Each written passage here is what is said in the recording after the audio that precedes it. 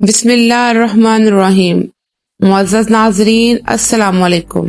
نبی پاک صلی اللہ علیہ وسلم کے اعلان نبوت کے بعد عرب کے لوگ ہر وقت اسی کوشش میں لگے رہتے کہ کسی طرح نبی کریم صلی اللہ علیہ وسلم کو نعوذ باللہ جھوٹا ثابت کرے۔ اسی طرح حضور پاک صلی اللہ علیہ وسلم کے دور میں کچھ عرب ایک یہودی عالم کے پاس گئے اور اس سے کہا حضور اکرم صلی اللہ علیہ وسلم سے ایسا کیا سوال پوچھا جائے کہ ان کے نبی ہونے کی حقیقت واضح ہو جائے۔ اس نے حضور پاک صلی اللہ علیہ وسلم سے 3 سوال پوچھنے کا کہا، جن میں سے ایک سوال یہ تھا کہ اصحاب کہف کون تھے۔ اس سوال پر اللہ تعالیٰ نے اپنے پیارے محبوب محمد صلی اللہ علیہ وسلم کو اس کا جواب سورہ کہف میں مکمل طور پر وضاحت کے ساتھ پیش کر دیا۔ اس کے مطابق یہ حضرت عیسیٰ علیہ السلام کا دور تھا جب اللہ پاک نے ان کو فلسطین کے علاقے میں لوگوں کو اسلام کی تبلیغ کے لیے بھیجا۔ یہ علاقہ اس وقت رومن امپائر میں شامل تھا۔ یہ لوگ بت پرست تھے۔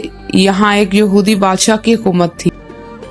جب حضرت عیسیٰ علیہ السلام نے اسلام کی تبلیغ کی تو رومن لوگ آپ کے خلاف ہو گئے تھے اور آپ کو سولی پر لٹکانا چاہا، لیکن اللہ پاک نے آپ کو زندہ سلامت آسمانوں پر اٹھا لیا تھا۔ اس واقعے کے کچھ عرصے بعد یہودی لوگوں نے رومی حکومت سے بغاوت کر دی اور اس کے بدلے میں رومی بادشاہ ٹرٹس نے فلسطین اور یروشلم پر حملہ کر دیا، یہاں تک کہ فلسطین اور یروشلم کو مکمل طور پر تباہ کر کے بیت المقدس کو بھی تباہ کر دیا اور قریباً 1.5 لاکھ یہودیوں کو بھی قتل کر دیا۔ بچے کچے یہودی فلسطین چھوڑ گئے اور یوں صرف عیسائی لوگ ہی فلسطین میں رہ گئے۔ اس زمانے میں دقیانوس نام کے بادشاہ کی حکومت تھی جو کہ بت پرست تھا، اور اس کی حکومت میں اس نے عیسائی لوگوں پر بہت ظلم و ستم کیے۔ جو لوگ اس کے کہنے پر بت پرستی نہیں کرتے تھے وہ ان کو مار ڈالتا تھا۔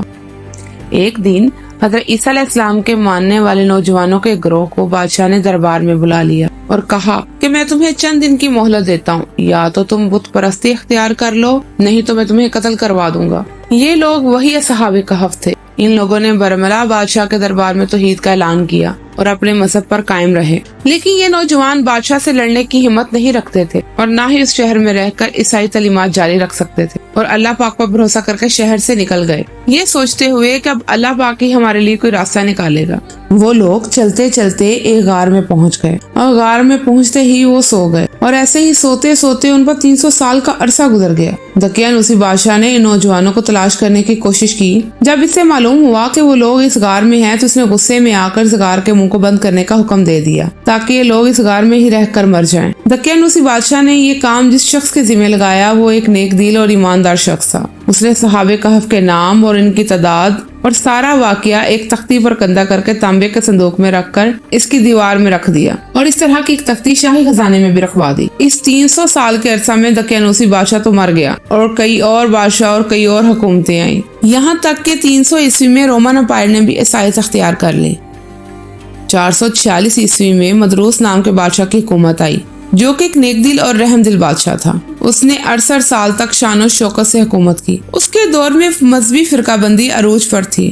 لوگوں میں مرنے کے بعد دوبارہ زندہ ہونے اور قیامت کے آنے کا یقین ختم ہوتا جا رہا تھا، تو بادشاہ اپنی قوم کا یہ حال دیکھ کر بہت پریشان رہتا۔ ایک روز وہ تنہائی میں اللہ پاک سے دعا کرنے لگا کہ اے اللہ، کچھ ایسی نشانیاں ظاہر فرما کہ میری قوم کا ایمان پھر سے تازہ ہو جائے اور وہ دوبارہ سے توحید کے عقیدے پر آ جائیں اور ان کو مرنے کے بعد دوبارہ زندہ ہونے کا یقین آ جائے۔ اللہ پاک نے اس بادشاہ کی دعا کو قبول فرمایا۔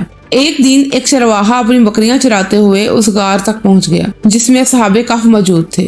اس نے چند لوگوں کے ساتھ مل کر غار کے منہ سے دیوار کو گروا دیا، اور اس دیوار کو گراتے ہی دیوار کو گرانے والوں پر ایسا خوف اور ہیبت نازل ہوا کہ وہ لوگ ڈر کر بھاگ گئے۔ اس دیوار کے گرتے ہی یہ صحابہ کہف نیند سے بیدار ہوئے اور ایک دوسرے سے سلام دعا کرنے لگے۔ جب ان لوگوں کو بھوک لگی تو انہوں نے ایک ساتھی جملیحہ کو کہا، تم خاموشی سے غار سے باہر جاؤ اور شہر سے جا کر کھانا لے آؤ اور یہ بھی معلوم کرنا کہ شہر کے حالات کیسے ہیں اور دقیانوسی بادشاہ ہمارے بارے میں کیا خیال رکھتا ہے۔ جب جملیحہ وہاں سے کھانا لینے بازار پہنچے تو وہ حیران رہ گئے کہ شہر میں تو ہر طرف اسلام کا بول بالا اور چرچا نظر آ رہا ہے اور لوگ اعلانیہ حضرت عیسیٰ علیہ السلام کا کلمہ پڑھ رہے ہیں۔ اسی کشمکش میں جملیحہ ایک دکان پر کھانا لینے کے لیے پہنچا اور کھانے کی قیمت ادا کرنے کے لیے دقیانوسی زمانے کے سکے اس کو دینے لگا، جو کہ ظاہر ہے اس زمانے کے پرانے سکے تھے جو کہ اب بند ہو چکے تھے، حتیٰ کہ ان کو پہچاننے والا بھی کوئی نہ تھا۔ دکاندار نے جب یہ سکے دیکھے تو اسے شک ہوا کہ شاید اس شخص کے ہاتھ کوئی خزانہ لگ گیا ہے، لہٰذا اس نے جملیحہ کو شاہی سپاہیوں کے حوالے کر دیا تاکہ وہ اسے پوچھ گچھ کر سکیں۔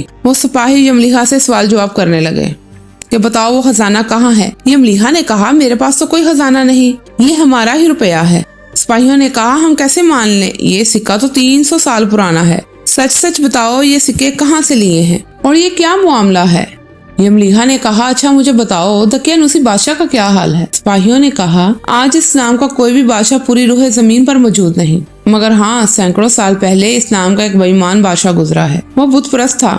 یہ بات سن کر یملیحا بہت پریشان اور ششدر رہ گئے اور بتایا کہ کل ہی تو ہم اس کے شر سے اپنا ایمان بچا کر اور اپنی جان بچا کر شہر سے نکلے تھے اور اس غار میں جا کر چھپ گئے تھے، میرے ساتھی ابھی بھی اس غار میں موجود ہیں، تم لوگ میرے ساتھ جا کر خود ان نوجوانوں کو دیکھ سکتے ہو۔ جب یملیحا بہت سے لوگوں اور سپاہیوں کے ساتھ غار تک پہنچے تو غار کے نوجوان یملیحا کے انتظار میں ہی تھے کہ انہوں نے آنے میں اتنی دیر کیوں کر دی۔ جب ان لوگوں نے غار کے باہر بہت سے لوگوں کا شور سنا تو ان کو لگا کہ شاید یملیحا کو بادشاہ کے سپاہیوں نے پکڑ لیا ہے۔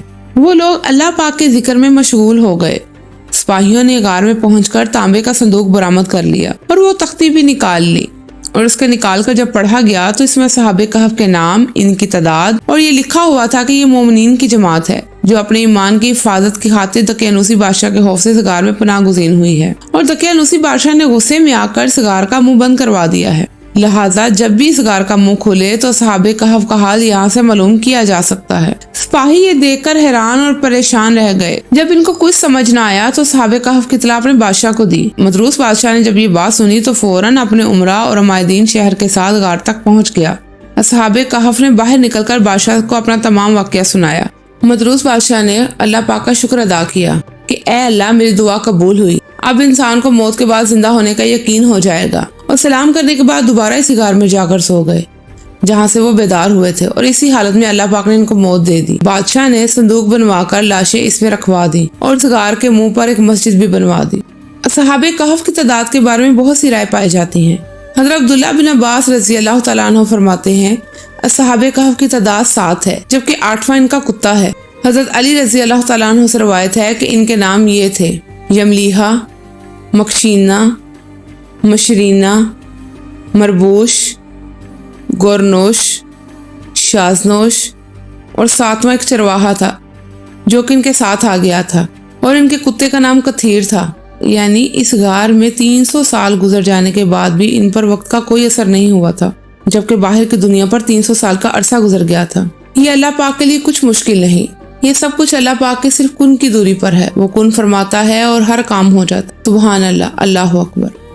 مجھے امید ہے آپ کو یہ ویڈیو پسند آئی ہوگی، اور اگر پسند آئی ہو تو اپنی پسندیدگی کا اظہار ویڈیو کو لائک اور چینل کو سبسکرائب کر کے ضرور کیجیے گا، اور کمنٹ بھی لازمی کیجیے گا تاکہ ہم مزید بہتر طریقے سے آپ کو اسلامی معلومات پہنچا سکیں۔ میرا نام ہے سعدیہ اور آپ دیکھ رہے ہیں اسلام 24/7 1۔ Thanks for watching. اللہ حافظ۔